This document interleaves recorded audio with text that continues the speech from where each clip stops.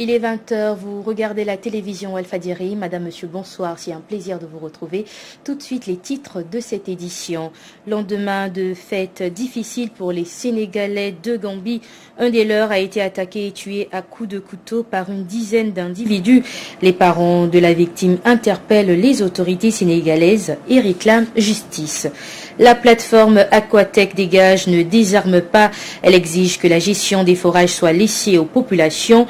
Vous entendrez leur porte-parole dans cette édition. Latmingué manque presque de tout. Une partie des populations élève la voix pour dénoncer les routes impraticables, le manque d'eau, d'électricité et d'infrastructures de santé. Au banc des accusés, le maire de la commune. Voilà pour les titres. Restez avec nous. Le développement, c'est dans une poignée de secondes. Bienvenue à tous et merci de vous informer sur Walf TV. Un Sénégalais agressé et tué à Serekunda en Gambie.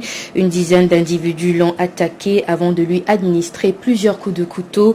Serine Fall, 27 ans, est originaire de la ville de Mbaké. Le père du défunt interpelle les autorités sénégalaises pour le rapatriement du corps. Ils exigent également que justice soit rendue. Moustapha Ndiaye au micro de Mamadou Maktarsar. Vers les coups de 18 heures, il est entré en contact avec son père pour lui dire que la cérémonie de prière de sa maman approche, alors que l'argent qu'il a déjà mobilisé doit lui parvenir. À cet effet, comme l'argent est par devers lui, il va aller là-bas au transfert d'argent pour faire la transaction. C'est en allant vers ce lieu-là que ces malfaiteurs ont compris qu'il y a de l'argent par devers lui. Au nombre de 9-10, ils se sont acharnés sur sa personne. Vu l'enfant, l'éducation qu'il a obtenue, il a refusé de leur remettre l'argent parce que cet argent appartenait à son père et non à ces malfaiteurs-là. Il s'est battu contre eux et ils ont fini par le poignarder froidement. Et il a rendu l'âme avant même d'entrer à l'hôpital. Vous voyez. Vraiment, et les auteurs d'une telle atrocité méritent d'être sévèrement punis. Et ça aussi est du ressort encore de l'État du Sénégal, en connivence avec l'État gambien. Que cet État-là, en première ligne, pour aider cette famille à sortir de cette situation et à même prendre en charge toute la chose du début à la fin. Hydraulique rurale, l'État doit laisser au monde rural la gestion de son eau. De l'avis de la plateforme Aquatech Dégage, les comités ruraux maîtrisent mieux la gestion des plateformes suffisant, des forages suffisants pour demander aux autorités de revenir sur la décision de confier la gestion des forages à des privés. Le Modou Diouf, porte-parole de la plateforme Aquatech Dégage, au micro d'Ibrahima Ndiaye. Vous savez, il ne se passe pas un seul jour où, au Sénégal, ne s'organisent des manifestations de réprobation, ne s'élèvent des cris de détresse et de dénonciation de la DSP et de la gestion nébuleuse des fermiers Aquatech et Flexo. D'où l'urgence de se poser certaines questions. Qu'est-ce qui explique cette pertinence pour l'État du Sénégal de confier l'affermage à des tiers alors que les ASIFOR antérieurement exécutaient avec bonheur, maîtrise et professionnalisme toutes les tâches. Et ceci grâce à la somme des expériences vécues et à la grande satisfaction des populations. Il faut ajouter aussi qu'avec les ASIFOR, les recettes issues de la vente, de la gestion de ces forages participaient et contribuaient à la construction et l'équipement de salles de classe, de postes et cases de santé, de location d'immeubles pour les étudiants, d'achat d'ambulances, mais aussi de maraîchage pour les femmes et les jeunes, luttant ainsi contre l'exode rural et le chômage. Qu'est-ce qui fonde véritablement cette motivation de l'État visant à exproprier ces forages? Donc, qu'est-ce qui explique également cette boulimie de l'État? Ne devrait-il pas se limiter à son rôle d'organisateur plutôt que d'en être un opérateur déguisé? Pourquoi ne laisse-t-on pas les ASIFOR continuer, qui ont fait des preuves, continuer avec un accompagnement institutionnel de l'État? Les populations de la commune de Mboro ont repris la gestion de leur forage entre les mains de la société Aquatec qu'elle reprochait d'une mauvaise gestion de l'eau dans leur localité selon le mouvement Aquatec Dégage de la commune de Mboro, suivant ce reportage d'Ibrahima Ndiaye. Ouf de soulagement des populations de la commune de Mboro, d'après les membres du mouvement Aquatec Dégage de la dite localité. Ces derniers l'ont fait savoir à travers un point de presse. Alioune Badara Gueye est le coordinateur. Après la récupération de nos forages, toute la population de Mboro, à travers le mouvement Aquatec Dégage, a pris l'engagement de payer la dette de plus de 57 millions que nous a laissé la société Aquatec avec la Sénélec. Depuis 4 mois, nous exploitons nos forages et nous avons épongé plus de la moitié de la dette, plus de 24 millions, sans le moindre soutien de notre maire et du sous-préfet. Ce mouvement d'Aquatec Dégage veut que le problème de l'eau à Mboro soit résolu définitivement par le président de la République Macky Sall. Nous sommes dans une situation critique avec Aquatec que nous voulons résoudre une bonne fois pour toutes. Le manque d'eau à Mboro doit être résolu une bonne fois pour toutes. C'est que le ministre de l'Hydraulique ne réagit pas. OFOR ne réagit pas. Nous sommes restés 12 jours sans une goutte d'eau ici à Mboro. Nos enfants se sont levés et ont pris les forages en main. Actuellement, nous n'avons plus de problème de manque d'électricité avec la Sénélec. Nous payons moins cher l'eau et nous avons abondamment l'eau ici à Mboro. Nous demandons au président de revoir donc ce qu'on veut nous imposer, de revoir ça, de convoquer donc toutes les villes ou bien les villages qui sont confrontés à Aquatec pour pouvoir trouver une solution à ce problème. Selon ces membres du mouvement Aquatec Dégage, les habitants de Mboro sont plus que jamais satisfaits par rapport à la gestion du comité local de leur forage. Ils demandent au directeur de l'OFOR et le chef de l'État Macky Sall de leur mettre en rapport avec les services de contrôle pour une meilleure gestion de l'eau dans la commune de Mboro. Thiès, Walfadjri Radio TV, Ibrahima Ndiaye. Route impraticable, non-électrification des 2/3 des 84 villages qui la composent. La commune de Latmingué manque presque de tout. C'est en tout cas ce que soutient une frange des populations. Face à la presse, les représentants de cette partie des habitants de Latmingué ont aussi dénoncé le manque d'eau et d'infrastructures de santé, avec la correspondance d'Alassane Ba. En point de presse à Latmingué, une frange des populations de la dite commune dénonce des manquements notés dans cette localité et accuse le maire et ses partisans de ne rouler que pour leurs propres intérêts. L'électrification des villages, le manque d'eau potable, de routes praticables et de stade municipal au menu du jour. Aujourd'hui, sur 84 villages, seuls 27 villages sont électrifiés. Où sont les autres villages? L'axe Kirali Bassine, c'est le Kirali Bassine Latmingué, c'est l'axe de la mort. L'axe Latmingué Dagayundoum, c'est encore l'axe de la mort. Ne parlons pas de Koumbal Ker Omar Bambara, sans oublier Ker Taïbé et Sanchi Alumbaï, où nous venons, où nous voyons un tunnel à ciel ouvert. Donc rien ne va dans cette commune. Pour la santé, mes chers amis, présentement, le poste de santé de Latmingué ressemble à une case de santé où on reçoit les premiers soins pour être évacué à Latmingué ou à Ndofane. C'est vraiment honteux. Le siège de la commune de Latmingué, 84 villages, Latmingué et 25 villages sont alimentés par un forage privé. Nous paralysons 84 villages. Il n'y a même pas, je ne parle même pas de stade municipal, mais il n'y a pas de terrain fonctionnel. Mamadou Djulindaou, premier adjoint au maire, lui dit être préoccupé par ce poste de chargé de mission du maire qui n'existe nulle part ailleurs. Seule la mairie de Latmingué, où les adjoints au maire sont écartés, les conseils municipaux sont écartés et remplacés par des gens qui n'ont pas le mandat des populations, des soi-disant chargés de mission. Il n'y a pas de chargé de mission en matière de mairie. Ça, c'est anticonstitutionnel, c'est anti-administratif. C'est un maire qui est nul, qui ne sait pas là où mettre les pieds. A signaler que lors de ce point de presse, l'assistance a brandi des pancartes sur lesquelles on peut lire « Ma commune va mal » et tout sauf Macoumba Diouf. Latmingué, Al-Hassan Ba, Yaya Guissé, Walfadjri.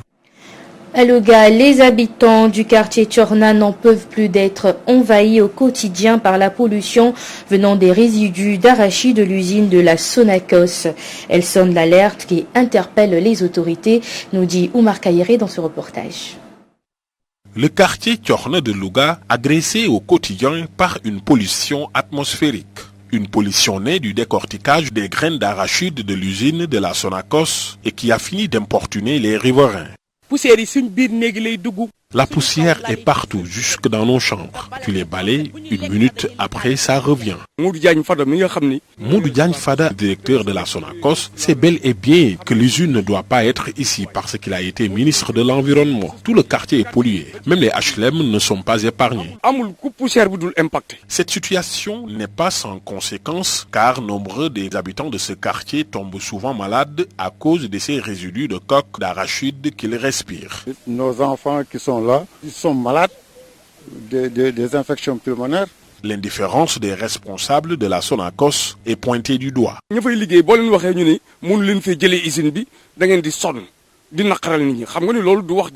Ceux qui sont au niveau de l'usine nous ont clairement fait savoir que notre combat n'aboutira à rien. Mais ils se trompent. L'usine sera délocalisée par A ou par B. J'interpelle le président Macky Sall. Modou Diagne Fada ne lui rend pas service. Il refuse d'écouter les habitants de Thiorna. J'appelle le président Macky Sall à agir pour trouver une solution à ce problème. Après avoir saisi les autorités administratives sans succès, ces riverains de la Sonacos de Louga entendent organiser une marche pour dénoncer les préjudices que leur cause cette usine. Oumar Kairé Louga, Walfadjri. Le débat autour du redécoupage administratif bat son plein dans le département de Rufisque. De village en village et de commune en commune, les concertations se poursuivent. Des prises de position qui ont l'allure d'une vraie consultation. Avec la correspondance de Najib Sania. Pour ou contre le découpage, le combat se poursuit dans le département. De commune en commune, de village en village, des rencontres sont organisées, là pour dire oui au découpage, là pour s'y opposer. À Kerndiaïlo, on s'organise. Ici, les populations de 5 villages veulent être érigées en commune. La tutelle, en l'occurrence le ministre Omar Gueye, qui aujourd'hui est juge et arbitre, il utilise son institution pour faire une violence institutionnelle, c'est-à-dire pour torpiller ce processus noble de communalisation qui rencontre l'adhésion de l'ensemble des 30 000 âmes de Kounoun Kerndiaïlo.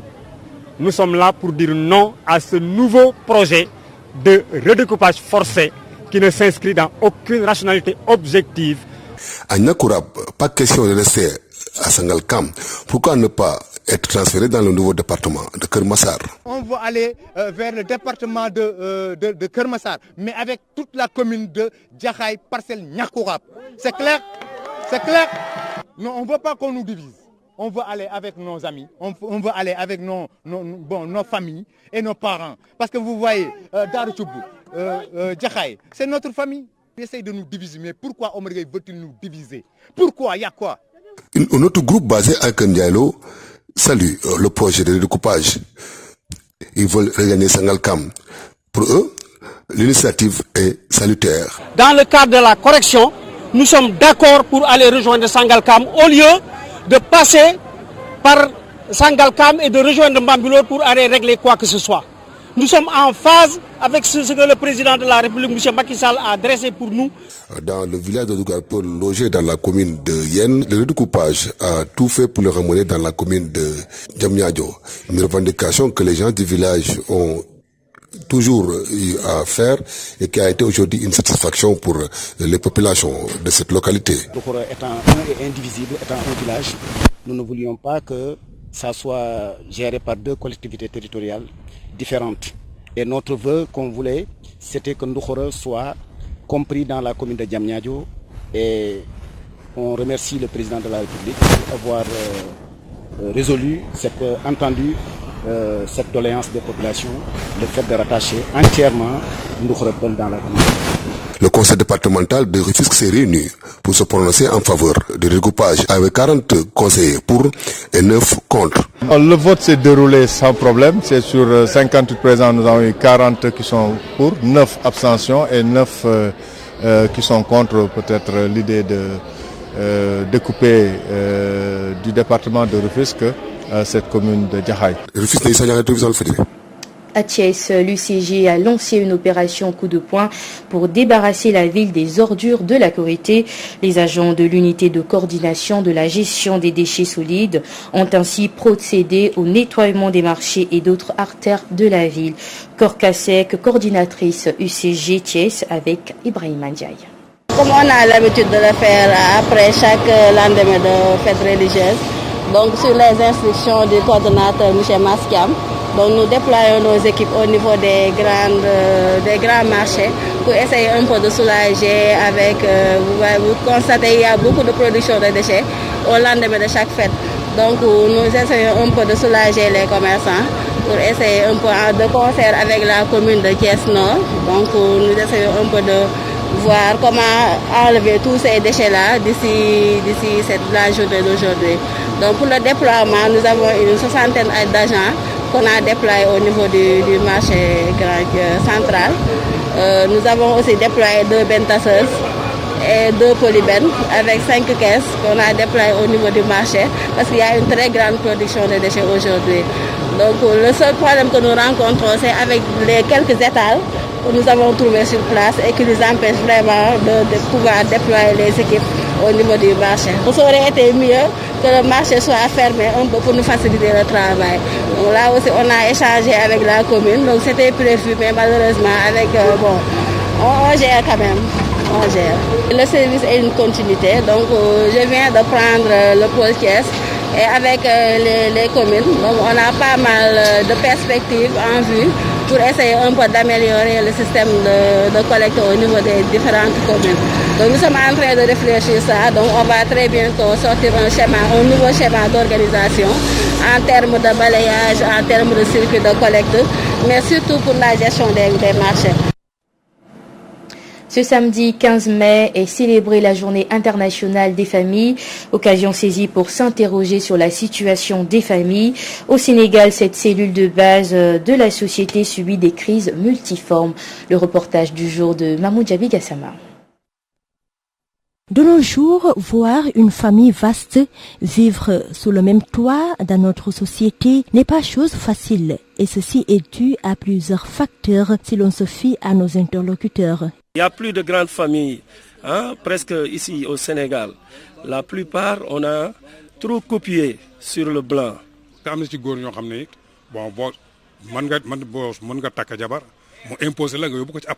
pense que c'est la société qui a avancé. Nous sommes dans une dynamique de changement et de transformation de la société à travers les médias, les systèmes de communication. Actuellement, les soucis de la vie font que les parents pêchent dans l'éducation de leurs enfants, situation qui n'est pas sans conséquences. Les propositions ne manquent pas. Il faut retourner à la source. Il y a un vrai vieux proverbe qui dit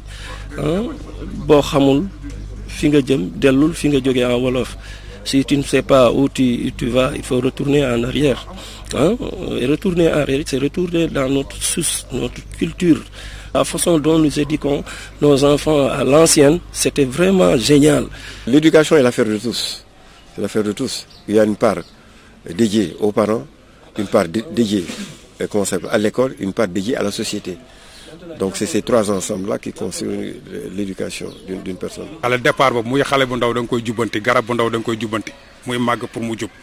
À l'occasion de la Journée internationale des familles célébrée ce samedi 15 mai, les Sénégalais sont invités à revoir leurs copies sur plusieurs points afin que les enfants puissent avoir une bonne éducation. C'est ainsi qu'il sera permis d'espérer des lendemains heureux dans la société.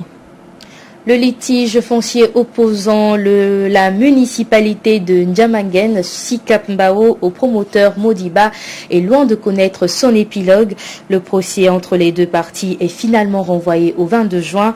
Toutefois, le promoteur qui s'en prend au maire de la localité demande la reprise de l'enquête de la police. Modiba est au micro de Théodore Semedo.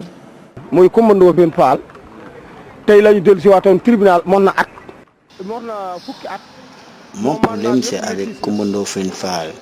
Ça fait 10 ans que nous sommes en litige. Lui, je l'appelle le maire des litiges fonciers. Aujourd'hui encore, nous avons été convoqués au niveau du tribunal et on a renvoyé le dossier jusqu'au 22 juin prochain. Je n'ai jamais parlé de menaces. Moi, mon problème, c'est que mes biens ont été détruits par ces agents. Je ne suis pas d'accord avec l'enquête menée par la police. Je veux qu'on reprenne l'enquête et que les responsabilités puissent être situées. J'ai dit ça au procureur. Vraiment, je voudrais que justice soit faite. De toute façon, j'attends jusqu'au 22 juin prochain pour voir qu'est-ce que le tribunal va décider de ce dossier. Le tribunal du pare parce que dañuy enquêter dossier bi ci biir loolu man d'accord ma tey enquête bi police def d'accord ma suba dañ koy dolli war ñu enquêter ko ni mu leere ni affaire ba demee. Interpellé, le maire de N'Djamaguen, Sika Pumbao, n'a pas voulu réagir. Kumba de Fenfal promet toutefois de répondre dans les prochains jours. C'est ainsi que s'achève cette édition que j'ai eu le plaisir de vous présenter. Merci de l'avoir suivi, merci de votre fidélité. Je vous souhaite de passer une excellente soirée en compagnie de nos programmes.